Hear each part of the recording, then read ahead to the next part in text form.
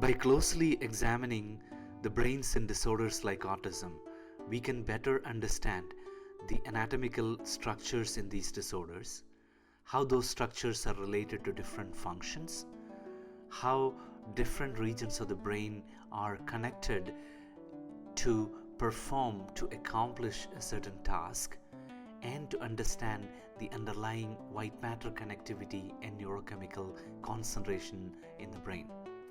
The differences in these different indices can help us understand autism from a neurobiological perspective.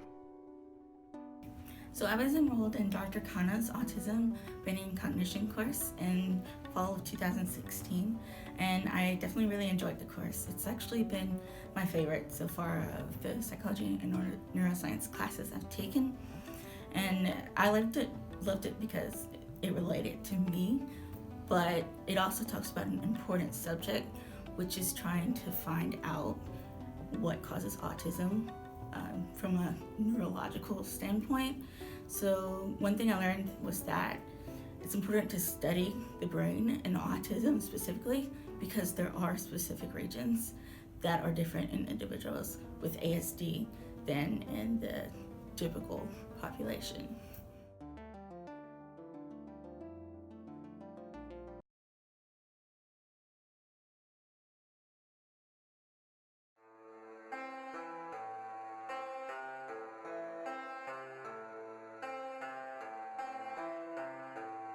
The UAB Expo is a showcase of the brightest undergraduates presenting their cutting edge research and mind blowing creativity. The Spring Expo starts Thursday, April 12th, with the oral presentations at the Hill Student Center. Then on April 13th, for the first time ever, the poster presentations will take place at Bartow Arena. With 9 categories, the full spectrum of scholarship is on display.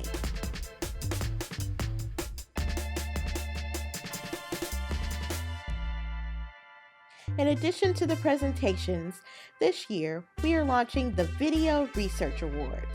This is an opportunity to see students' ideas effectively communicated Steve Jobs style. The final 6 will present their videos on April 12th with the oral presentations. Finally, we are launching the Spotlight Film Festival. Students and guests will engage in addressing challenging social issues through film. We will screen 2 documentaries by filmmaker Christy Jacobson on April 12th at 4:30 p.m. There will be a Q&A with the filmmaker between each film. So join us for this fun and exciting display of Blazer Pride. UAB Expo, research that will change your world.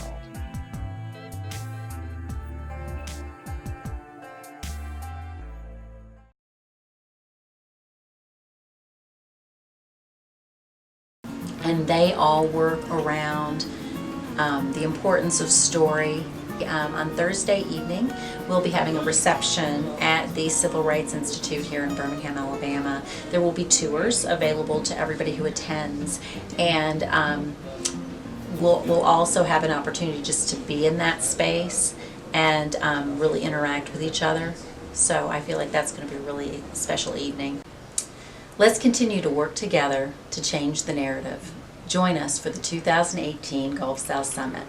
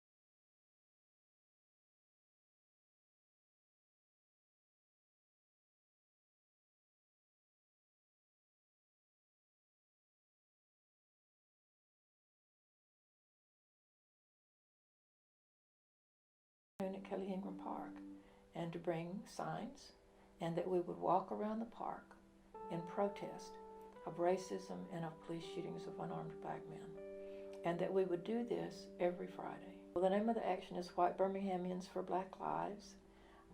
I would describe it as an action. We call our actions witnesses, and what we're doing is we're witnessing to what we have seen and what we know, which is that our country is steeped in many manifestations of racism. Because we're at Kelly Ingram Park, which is the park here that tells the civil rights story of Birmingham, of course, we are often greeted by people who are there for what's at the park, and we just share a lot of love. We have had quite a few people stop their car, park their car, and get out and come over and either walk with us or want to take pictures with us or just want to talk with us. Occasionally somebody drives by and yells, "All lives matter," and we always say, yes, all lives matter, and that's why we're here, and we hope that you'll come and walk with us. Every now and then a fellow drives by and tells us to get a job, and he's become such a regular feature of the witnesses that we kind of miss him when he's not there. And because we feel like we're having an impact on him too. There have been about 200 people, maybe something over 200 people, who in the course of the year have walked with us on one or more days.